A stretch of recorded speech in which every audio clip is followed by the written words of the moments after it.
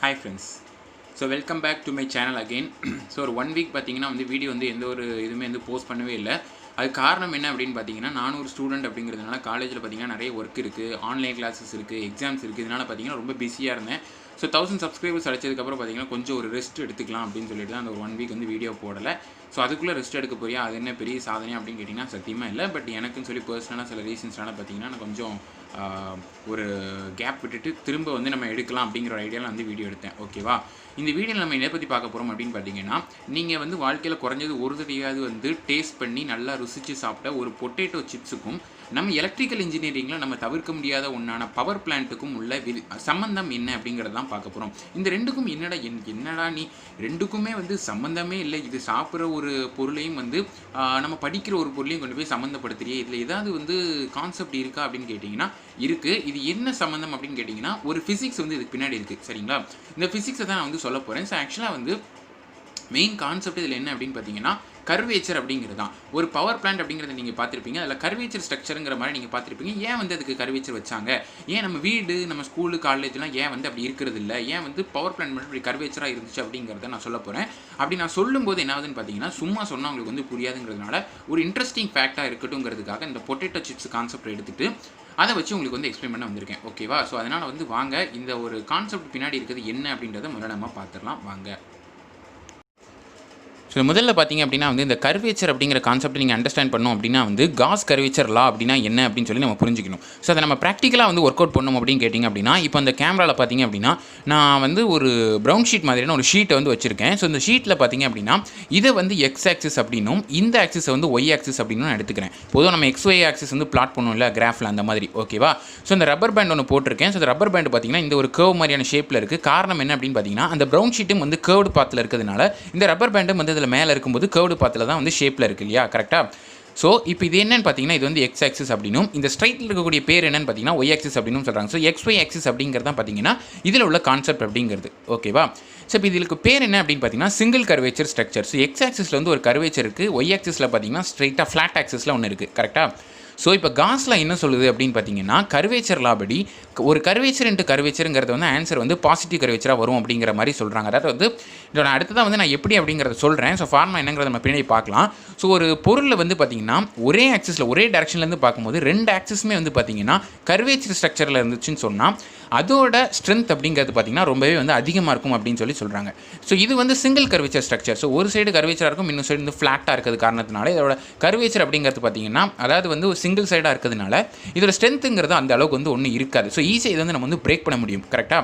So ஏன் அப்படின்னு பார்த்தீங்கன்னா, இது கர்வேச்சராக இருக்கலாம், ஸோ இது கொஞ்சம் ஸ்ட்ராங்காக இருக்கும். பட் இது ஃப்ளாட்டாக இருக்கிறதுனால அந்த ஃப்ளாட் சர்ஃபேஸ் நான் அப்படியே அமுக்கிட்டேன்னு சொன்னால் அது ஆட்டோமேட்டிக்காக அமுங்கிடுது இல்லையா?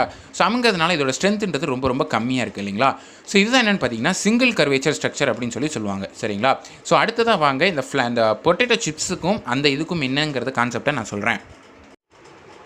ஸோ நீங்கள் பொட்டேட்டோ சிப்ஸ் அப்படின்னு சொல்லி ஒன்று பார்க்குறீங்க. இந்த பொட்டேட்டோ சிப்ஸ் எப்படி இருக்குது அப்படின்னு பார்த்தீங்கன்னா, ஸோ ரெண்டு சைடுமே கர்வேச்சராக இருக்குது. அதாவது இன்வெர்ட் கர்வேச்சர் அப்படின்னு சொல்லி அண்ட் ஆல்சோ அவுட்வர்ட் கர்வேச்சர் அப்படிங்கிற மாதிரி. அதாவது ரெண்டு டைப் ஆஃப் கர்வேச்சர் இருக்குது அப்படின்னு சொன்னால் ஆட்டோமேட்டிக்காக காஸ்லா படி என்ன ஆகுது அப்படின்னு பார்த்தீங்கன்னா, ஒரு கர்வேச்சர் இன்ட்டு இன்னொரு கர்வேச்சர் அப்படிங்கிறது பார்த்தீங்கன்னா ஒரு ரிசல்ட் பாசிட்டிவ் கர்வேச்சர் அல்லது சம் கர்வேச்சர் அப்படிங்கிறது தான் வரப்போகுது. கரெக்டாக? ஸோ இதுக்கு முன்னாடி நீங்கள் பார்த்த ப்ரௌன் ஷீட்டில் ஒரு சைடு கர்வேச்சரும் இன்னொரு சைடும் ஃப்ளாட்டாக இருந்த காரணத்தினால கர்வேச்சர் இன்ட்டு ஃப்ளாட் சர்ஃபேஸ்ன்றது பார்த்தீங்கன்னா ஆன்சர் 0 அப்படின்னு சொல்லி வந்துடும். காரணம் என்னன்னா, அந்த ஃப்ளாட் சர்ஃபேஸில் கர்வேச்சருங்கிறதே இல்லை. ஸோ அந்த காஸ்லாங்கிறது பார்த்தீங்கன்னா கர்வேச்சர்லான்னு சொல்லுவாங்க. ஸோ கர்வேச்சர் இருந்தால் மட்டும்தான் அங்கே ஒரு மேக்னிடியூட் வருமே தவிர கர்வேச்சர் இல்லைன்னு சொன்னால் ஆட்டோமேட்டிக்காக அந்த ஒரு மேக்னிடியூட் 0 அப்படிங்கிறத தெரிஞ்சுக்கோங்க. ஓகேவா? சரி, இந்த பொட்டேட்டோ சிப்ஸ் அப்படிங்கிறதுல ரெண்டு சைடும் கர்வேச்சராக இருக்கிறதுனால இதோட ஸ்ட்ரென்த் அப்படிங்கிறது பார்த்தீங்கன்னா ரொம்ப அதிகமாக இருக்கும். ஸோ நீங்கள் அதை சாப்பிடும்போது கொஞ்சம் அதிக ஃபோர்ஸ் கொடுத்து உங்கள் பல்லால் அதிக ஃபோர்ஸ் கொடுத்து நீங்கள் கடிக்க வேண்டியதாக இருக்கும். ஸோ கடிக்கும் போது என்ன ஆகுதுன்னு பார்த்தீங்கன்னா ரொம்ப கிறிஸ்பியாக ரொம்ப க்ரன்ச்சியாக இருக்கும் அதோட டேஸ்ட்டு. ஸோ அதனால தான் என்னென்னு பார்த்தீங்கன்னா இந்த பொட்டேட்டோ சிப்ஸில் நீங்கள் ரொம்ப டேஸ்ட்டாக நீங்கள் சாப்பிடணும், அதை உங்களுக்கு ஒரு இன்ட்ரெஸ்ட்டை க்ரியேட் பண்ணுங்கிறதுக்காக தான் ஒரு சயின்ஸ் கான்செப்டான இந்த ஒரு கர்வேச்சர் அப்படிங்கிறத அதில் வச்சுருக்காங்க. ஓகேவா? சரி, ஓகே. இப்போ நம்ம அடுத்து இந்த பவர் பிளான்ட் அப்படிங்கிறதுக்கு வரும். So thermal power plant, nuclear power plant, நம்ம நிறைய பவர் பிளான்ட்டில் பார்த்தீங்க அப்படின்னா இந்த மாதிரியான டவர்ஸில் ஆக்சுவலாக ஒரு ஹைப்பர்போலாய்டு ஸ்ட்ரக்சர் வந்து வச்சுருப்பாங்க. ஸோ ஹைப்பர்போலாய்டு ஸ்ட்ரக்சர் அப்படின்னு சொல்லுவாங்க இதுக்கு பேர். ஸோ ஆக்சுவலாக வந்து இது வந்து பவர் பிளான்ட்டுன்னு கிடையாது, இதுக்கு பேர் வந்து கூலிங் டவர்ஸ் அப்படின்னு சொல்லுவாங்க. ஸோ எதுக்காக இந்த டவர் வந்து இப்படி வச்சாங்க அப்படின்னு கேட்டிங்கன்னா, இந்த டவரும் ஒரே சைட்லேருந்து பார்க்கும் பொழுது ஒரு இன்வெர்ட் ஸ்ட்ரக்சரும் அதே நேரத்தில் இன்னொன்று பார்த்தீங்கன்னா ஒரு அவுட்வர்ட் ஸ்ட்ரக்சரும் இருக்கும். அதாவது வந்து கர்வேச்சர் அப்படிங்கிறது இருக்கும். 2 ஆக்சிஸ்லையுமே வந்து பார்த்தீங்கன்னா கர்வேச்சர் ஸ்ட்ரக்சர் அப்படிங்கிறது வர காரணத்தினால இதோட ஸ்ட்ரென்த் அப்படிங்கிறது பார்த்தீங்கன்னா ரொம்பவே வந்து அதிகமாக இருக்கும். சரிங்களா? ஸோ இதனால தான் ஏன் வந்து இது ஸ்ட்ரென்த் அதிகமாக இருக்கணும் அப்படின்னு பார்த்தீங்கன்னா, இந்த மாதிரியான நமக்கு அட்மாஸ்பியரில் போகக்கூடிய கேஸை வந்து நம்ம கூல் பண்ணி மேலே அனுப்புவோம் இல்லையா, ஹீட்டாக இருக்கக்கூடிய கேஸஸை. ஸோ அப்படி கூல் பண்ண வேண்டிய கேஸஸை நம்ம இந்த மாதிரியான ஒரு கர்வேச்சர் ஹைப்பர்போலாய்டு ஸ்ட்ரக்சர் வழியாக அனுப்பும்போது என்ன ஆகுது அப்படின்னு பார்த்தீங்கன்னா, இந்த ஏர் மாலிகுல்ஸோட ப்ரெஷர் அப்படிங்கிறது வந்து குறையுது. ஸோ கீழேருந்து மேலே போக போக இதோட ப்ரெஷர் குறைஞ்ச உடனே ஆட்டோமேட்டிக்காக என்ன ஆகுதுன்னு பார்த்தீங்கன்னா, இந்த ஏரோட அதை பிரேக் பண்ணக்கூடிய அந்த ஸ்ட்ரென்த்துன்றது வந்து குறைஞ்சி போயிடும். ஸோ நமக்கு என்ன ஆகுது அப்படின்னு பார்த்தீங்கன்னா, இந்த ஸ்ட்ரக்சர் அப்படிங்கிறது வந்து ரொம்ப ஸ்ட்ராங்கான ரொம்ப ஸ்ட்ரென்த்தான ஒரு மெட்டீரியலை வந்து ப்ரொவைட் பண்ணுது. ஸோ அதுக்காக தான் பார்த்தீங்கன்னா இந்த மாதிரியான பவர் பிளான்ட்ஸ்லாம் ஹைப்பர்போலாய்டு ஸ்ட்ரக்சர் அப்படிங்கிறது வந்து வச்சாங்கிறத தெரிஞ்சுக்கோங்க. ஸோ இந்த உலகமே பார்த்தீங்கன்னா ஹைப்பர்போலாய்டு ஸ்ட்ரக்சரில் தான் இருக்குது. அதாவது வந்து ஒரு பியூர் ஸ்பெரிக்கல் சர்ஃபேஸ் அப்படிங்கிறத நம்மளால் வந்து ஒரு கம்ப்ளீட் ஃப்ளாட் சர்ஃபேஸாக மாற்ற முடியாது. காரணம் என்னென்னா, எக்ஸ் ஆக்சிஸ் ஒய் ஆக்சிஸ் ரெண்டுலேயுமே வந்து பார்த்தீங்கன்னா இது வந்து ஒரு கர்வேச்சர் பார்த்தா இருக்கிற காரணத்தினால தான். ஸோ ஆக்சுவலாக முதல்ல பார்த்தீங்கன்னா இந்த எர்த் அப்படிங்கிறத பேஸ் பண்ணி தான் அந்த கர்வேச்சர்லாம் அப்படிங்கிறத காஸ் வந்து ப்ரொப்போஸ் பண்ணார். ஸோ இந்த மாதிரி டபுள் கர்வேச்சர் உள்ள ஸ்ட்ரக்சர் எல்லாமே பார்த்தீங்கன்னா அவ்வளோ பிரேக் பண்ணுறது ஈஸி அப்படிங்கிறது கிடையாது அப்படிங்கிறதையும் தெரிஞ்சுக்கோங்க. ஸோ இந்த காரணத்தினால தான் பார்த்தீங்கன்னா பொட்டேட்டோ சிப்ஸில் வந்து அந்த மாதிரி ஒரு கிறிஸ்பியான ரொம்ப க்ரன்ச்சியான டேஸ்ட்டாக இருக்கணுங்கிறதுக்காக ஒரு அதிக ஃபோர்ஸ் கொடுத்து உடைக்கும் போது அது நல்ல ஒரு டேஸ்ட்டை கொடுக்கறதுனால தான் அதில் வந்து அந்த சயின்ஸை யூஸ் பண்ணாங்க. ஸோ இதே சயின்ஸ் தான் பார்த்தீங்கன்னா இந்த பவர் பிளான்ட் அப்படிங்கிறதுலையும் வந்து யூஸ் பண்ணிட்டு இருக்காங்கிறதையும் தெரிஞ்சுக்கோங்க. ஸோ ஆக்சுவலாக எலக்ட்ரிக்கல் இன்ஜினியராக நமக்கு இதை வந்து நம்ம நிறைய பேர் நோட் பண்ணியிருப்போம், நிறைய பேர் நோட் பண்ணாமலும் இருந்திருப்போம். ஏன்டா இதுக்கு ஒரு ஸ்ட்ரக்சர் அப்படி கொடுத்தாங்க, நம்ம தெரியாமலே இருந்திருக்கலாம், நோட் பண்ணாமலும் இருந்திருக்கலாம் இல்லையா?